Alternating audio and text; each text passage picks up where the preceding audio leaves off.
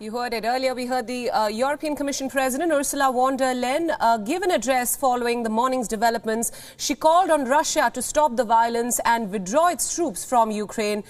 The European Union essentially trying to put out a united front, saying that they will not allow the Russian president to replace the rule of law with ruthlessness. And I'm quoting here.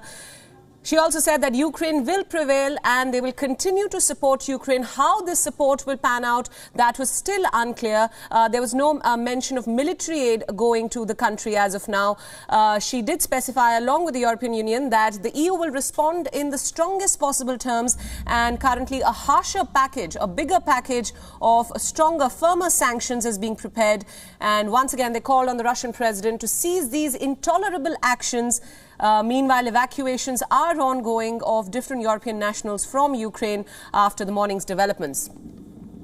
Now, for more on what lies ahead, political analyst John Hulsman is now joining us live from Milan. Morning. John, thanks so much for joining us. We, of course, have been tracking the developments. Russian forces have begun an attack on Ukraine with reports of troops crossing the border to the north and south. We saw the developments, explosions in multiple cities, including Kiev. Putin, of course, warns of bloodshed unless Ukrainian forces lay down their arms. Is this just the beginning of what is now looking like a full-scale invasion?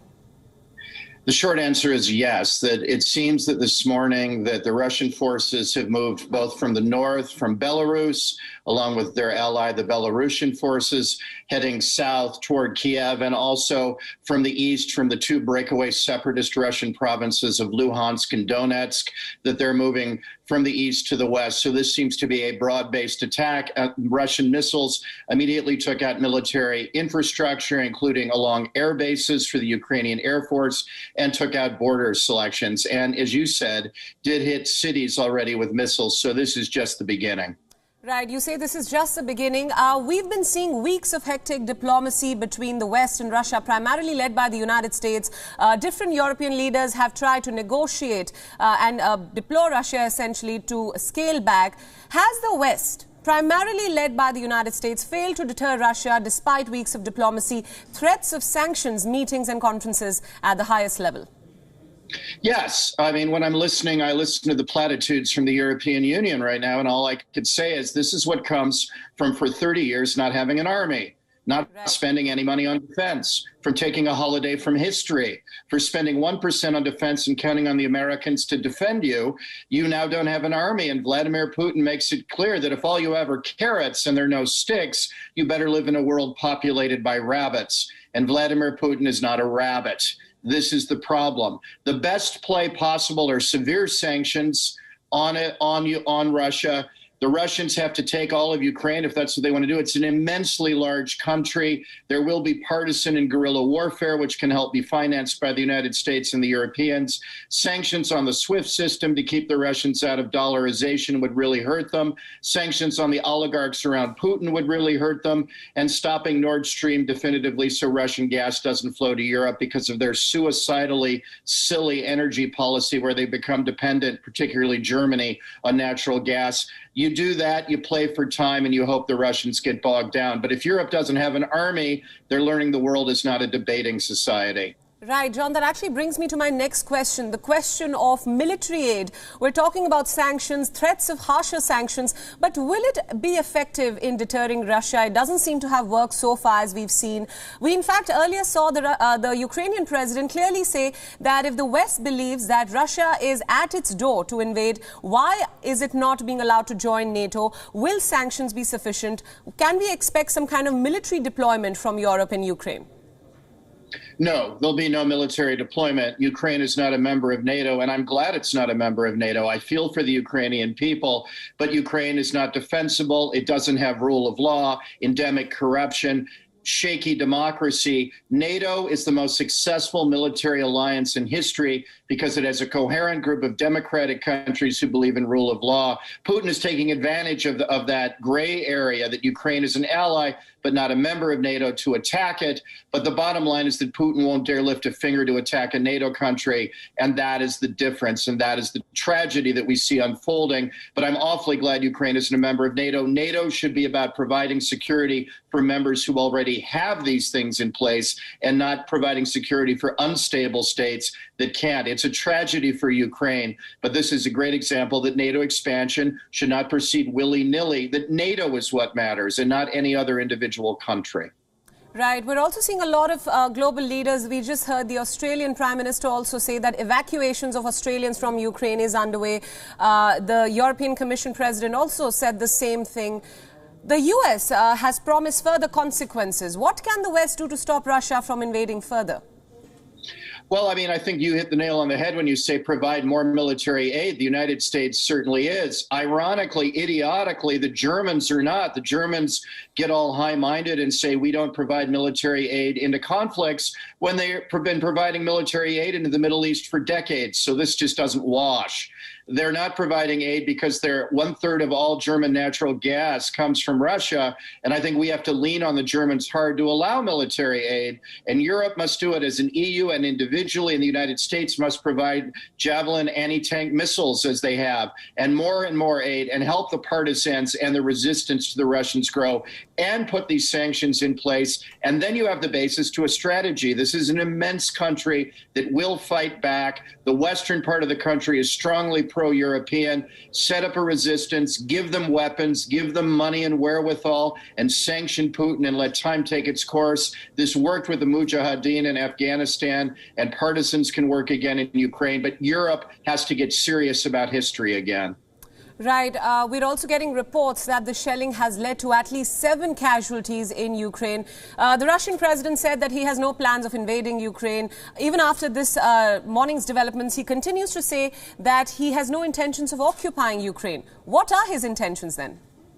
I don't think we have to take Putin at face value after the last few months. What Putin is trying to do is restore strategic depth to Russia. He wants a satellite group of countries around Russia, as they've had throughout their history, in this case, Belarus, the Caucasus states, and Ukraine, to trade land for peace. This is the cornerstone of the Russian strategic playbook.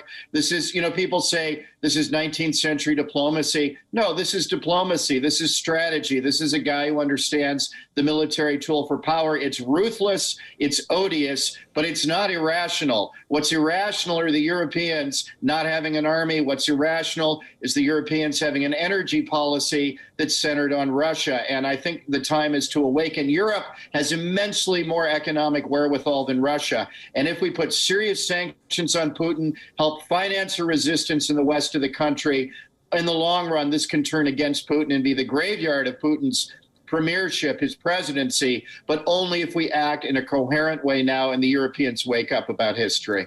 Right, John.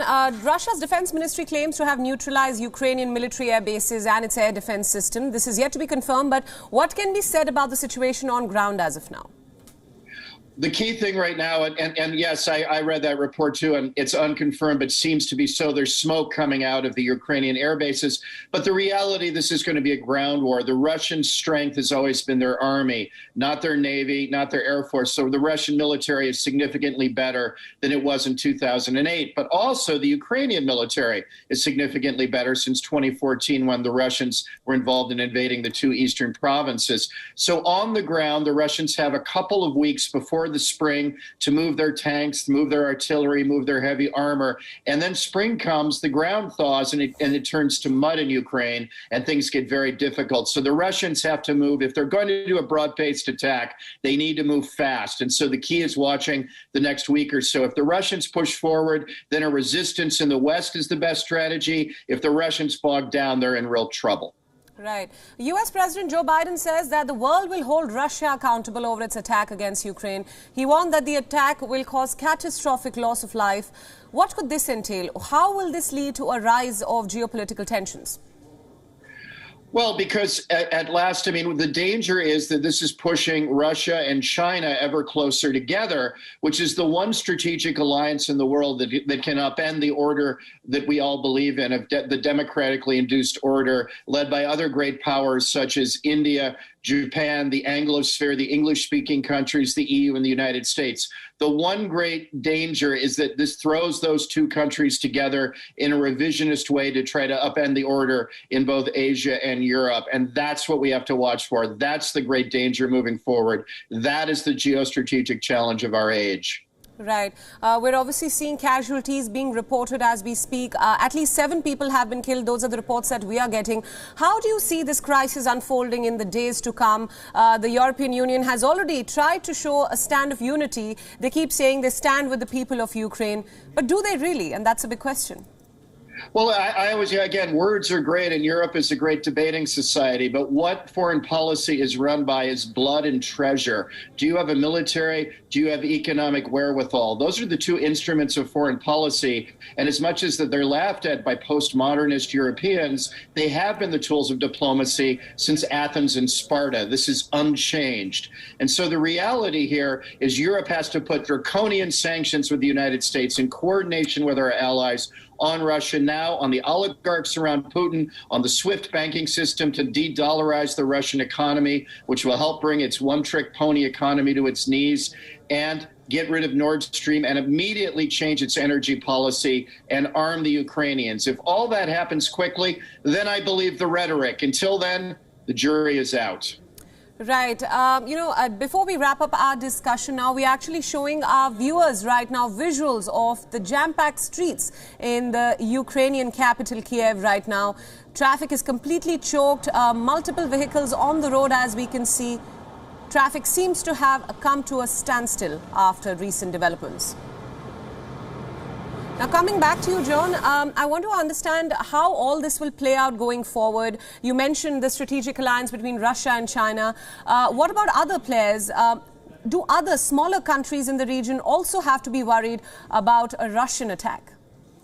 One of the other things that needs to happen here, and it's a great question, one of the other things that needs to happen is that NATO must move its troops forward all the way to the borders, meaning in the Baltics, in Romania, in Bulgaria. The Americans have talked about establishing a permanent base in Central and Eastern Europe since the Trump administration. It's an idea the Biden administration is increasingly open to. I think we need to immediately do that. We have to draw a line in the sand and say, if you're a NATO member, you do not need to worry about your security, because then you do have an army behind you, the army of the United States. And we must make that very clear so Putin does not miscalculate. I do think that will indeed happen. And I do think that the United States will move on that front. So that strategically has to happen while the sanctions are in place and while the Ukrainians are armed. But now this has to happen quickly. Time is the other factor that's never mentioned in all this. We must now move quickly, because if we do all these things in coordination next week or so, things are all right. Right, John, thank you so much for speaking to us on WION, and thank you for all those insights. We'll continue to track all the updates. Now, we also have an eyewitness account about what happened. Let's cut across and listen in. Kyiv is full of smoke. This is a city center.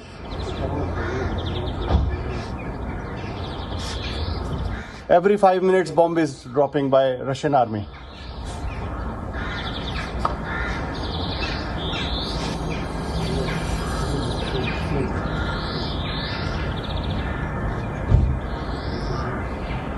WION World is now available in your country. Download the app now and get all the news updates on the move.